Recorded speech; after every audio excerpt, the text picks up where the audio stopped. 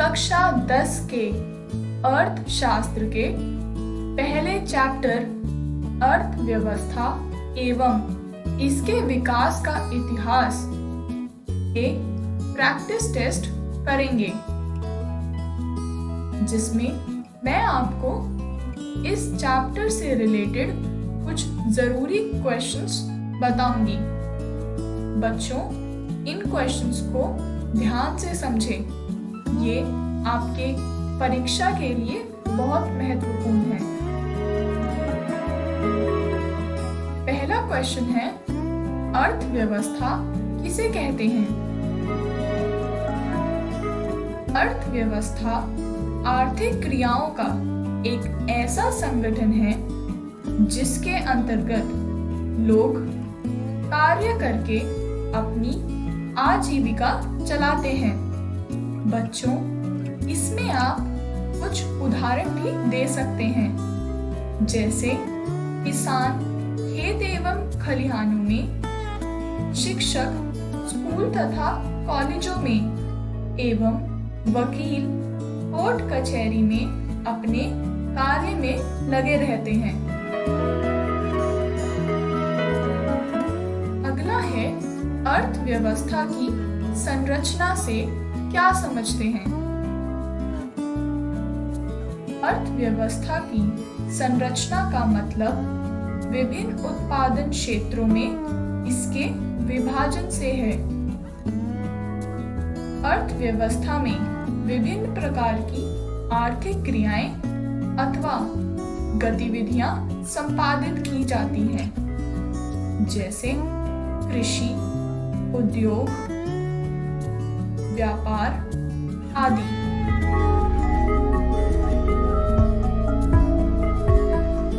अगला प्रश्न है, अर्थव्यवस्था की संरचना को कितने भागों में बांटा गया है? उन पर प्रकाश डालिए।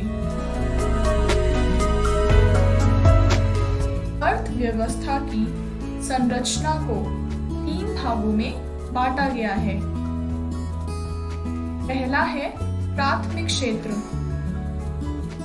फिर है द्वितीयक क्षेत्र, फिर आता है तृतीयक क्षेत्र। बच्चों, आप सब इन क्षेत्रों की परिभाषा जरूर याद करें और इनके उदाहरण भी जरूर समझें। आर्थिक विकास को मापने के कौन-कौन से साधन हैं? पहला है राष्ट्रीय आय।